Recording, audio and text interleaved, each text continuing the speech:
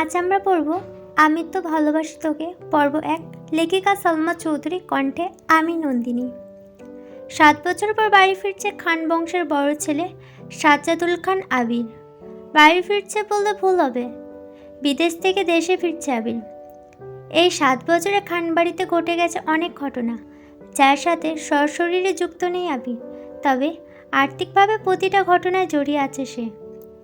আবিরের বাবা চাচা 3 জন। আবিরের বাবা বড়, নাম আলী মোহাম্মদ খান। তানবীরের বাবা মেজো, নাম মোজাম্মেল খান। ছোট চাচুর নাম ইকবাল খান। আবির তার বাবা মায়ের একমাত্র ছেলে। মেজো চাচা মানে মোজাম্মেল খানের এক ছেলে এক মেয়ে।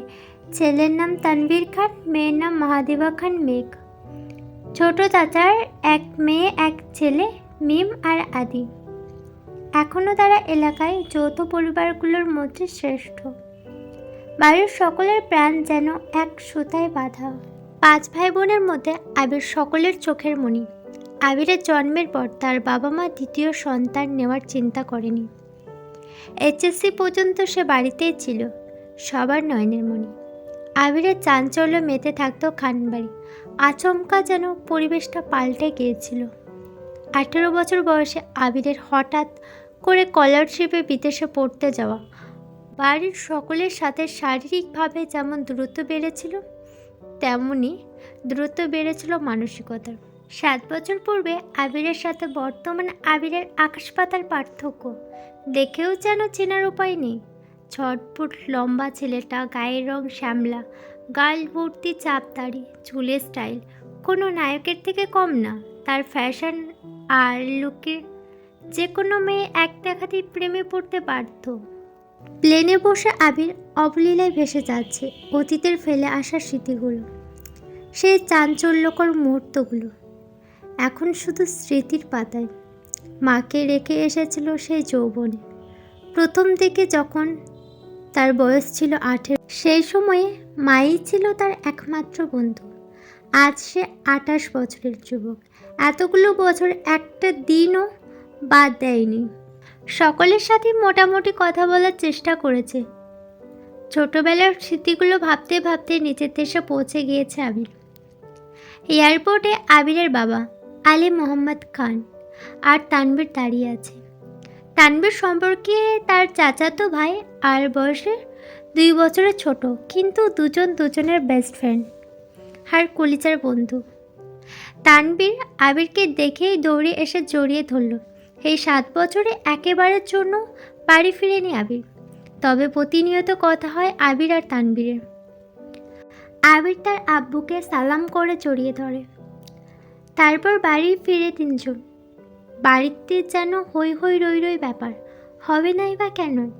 বাড়ির বড় ছেলে এত বছর পর বাড়ি ফিরেছে। রান্নাঘরে বাহারি রকমের রান্নার ধুম পড়েছে মা চাচিদের। হঠাৎ দরজায় আবিরকে দেখে সবার মধ্যে হইচই শুরু হয়ে গেছে। আবিরের আম্মু দৌড়ে এসে জড়িয়ে ধরল ছেলেকে।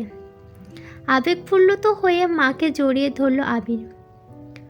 মমতাময়ী তাকে সে 7 বছর আগে ছুঁয়েছিল, আজ এত বছর পর মায়ের ছোঁয়া পেল আবির। মা চাচিদের সালাম করল। সবাই বসিয়ে ছেলেকে একের পর এক শরবত নাস্তা দিতে ব্যস্ত সবাই। এরই মধ্যে উদয় হলো মিম আর আদি। মিমের বয়স 18 বছর। তার ছোট ভাই আদির বয়স মাত্র 10 বছর। আদি এই বাড়ির সবচেয়ে ছোট। আবির যখন দেশ ছেড়েছিল তখন আদি 3 বছরের হয়েছে মাত্র। ভিডিও কলে দেখতে দেখতে ভাইয়াকে সে একটু একটু চেনে। দৌড়ে এসে জড়িয়ে ধরেছে আবিরকে। আবিরও জড়িয়ে ধরেছে আদিকে। মিম ও আবিরের পাশে বসেছে, কোষকল্প করছে সবাই মিলে। আদি জিজ্ঞাসা করেছে, ভাইয়া আমার জন্য কি এনেছো? আবির যেই না উঠতে যাবে, মা চাচিরা উঠতে দিচ্ছে না। আগে শরবত খাবি, তারপর উঠবি। আবির তানবীরের দিকে তাকিয়ে বলল, ওই লাগেজটা নিয়ে আয় তো। তানবীর একটা লাগেজ টান দিতে যাবে, আবির আচমকা বসে থেকে দাঁড়িয়ে, ওইটাতে ছুবি না। তানবীর সহ বাড়ির সকলে যেন অবাক হয়ে গেল। আবির আবার ঠান্ডা মাথায় বলল, পাশের লাগেজটা নিয়ে আয়। তানভীর তার কথা মতো লাগেজটা নিয়ে আসলো। লাগেজ খুলে যে যার মতো জিনিস বের করছে আর জিজ্ঞাসা করছে এটা কার, ওইটা কার।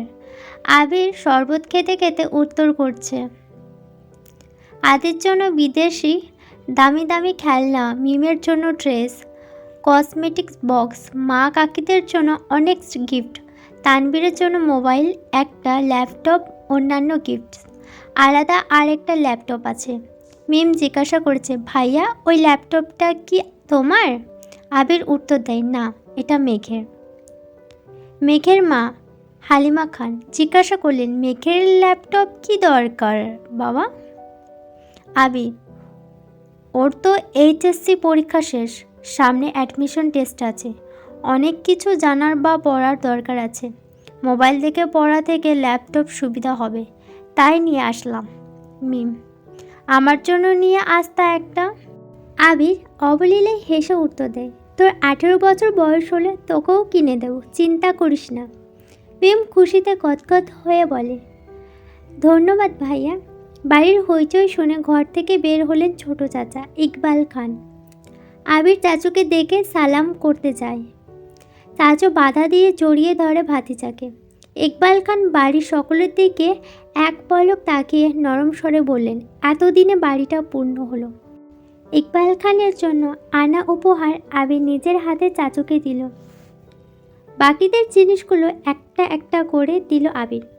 মেজো চাচু মানে মোজাম্মেল খান ভাষায় নেই, তাই ওনার জন্য আনা গিফট যত্ন করে রেখে দিল আবির। লাগেজে পড়ে আছে একটা বক্স যেটা র্যাপিং পেপারে মোড়ানো আর একটা শপিং ব্যাগ। আদি জিজ্ঞাসা করেছে, ভাইয়া ওইটা কার? আবির ল্যাপটপের পাশে বক্স আর শপিং ব্যাগটা রেখে উত্তর করল, এগুলো মেঘকে দিয়ে দিও, আমি রুমে যাচ্ছি। ইকবাল খান এক পলক সবার দিকে তাকিয়ে জিজ্ঞাসা করল, মেঘ কোথায়? হালিমা খান উত্তর দিলেন, ও তো কোচিংয়ে গেছে, এতক্ষণে তো চলে আসার কথা। আবির বাকি দুইটা লাগেজ নিয়ে উঠতে যাচ্ছিল, হঠাৎ পেছন ফিরে মায়ের দিকে তাকিয়ে প্রশ্ন করল, আমি কোন রুমে থাকবো? ছেলের এমন প্রশ্নের জন্য মা হালিমা খান হতভম্ব হয়ে পড়লেন। তৎক্ষণাৎ স্বাভাবিক হয়ে উত্তর করলেন, তোর রুম তোরই আছে, আজ সকালে পরিষ্কার করা হয়েছে। আবির কোনো কথা না বলে দুই লাগেজ নিয়ে উঠতে গেলে তানভীর এগিয়ে আসে, আমায় দাও, আমি নিয়ে যাচ্ছি। আবির একটা লাগেজ তানভীরের দিকে এগিয়ে দেয়, নিজে আর একটা লাগেজ যত্নে নিয়ে সিঁড়ি দিয়ে উঠতে থাকে। ততক্ষণে দরজায় এসে উপস্থিত হয় এই বাড়ির বড় মেয়ে মাহাদিবা খান মেঘ। মিম মেঘকে দেখে দৌড়ে এসে বলে, আপু আপু, আবির ভাইয়া এসেছে। মেঘ সিঁড়ি দিয়ে তাকায়, লম্বা স্বাস্থ্যবান সপুরুষদেহী একজন হাতে লাগেজ নিয়ে সিঁড়ি দিয়ে উঠেছে, শুধু পেছনটা দেখা যাচ্ছে। মেঘ ভেতরে ঢুকে সবার হাতে গিফট দেখে এদিকে সেদিকে তাকায়। ততক্ষণে আবির নিজের রুমে চলে গেছে।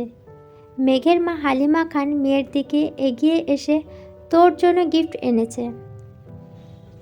মেঘ তাকিয়ে বলে, কি গিফট? সোফায় রাখা ল্যাপটপের দিকে চোখ পড়ে মেঘের, ছুটে যায় ল্যাপটপের কাছে, এটা কি আমার? মিম, হ্যাঁ আপু, এটা তোমার, বক্সটা আর শপিং ব্যাগটাও তোমার। ল্যাপটপটা ঘুরিয়ে ফিরিয়ে দেখছে মেঘ, যেন আকাশ কুসুম কিছু পেয়েছে। তারপর শপিং ব্যাগটা একটু খুলে দেখলো, দুইটা ড্রেস মনে হচ্ছে। সে ল্যাপটপ আর বক্সগুলো নিয়ে রুমের দিকে চলে যায়। পরবর্তী পর্ব পেতে আমার চ্যানেলটিকে সাবস্ক্রাইব করে নোটিফিকেশন বেল অন করুন আর চাইলে বন্ধুদের সাথে শেয়ার করুন। ধন্যবাদ।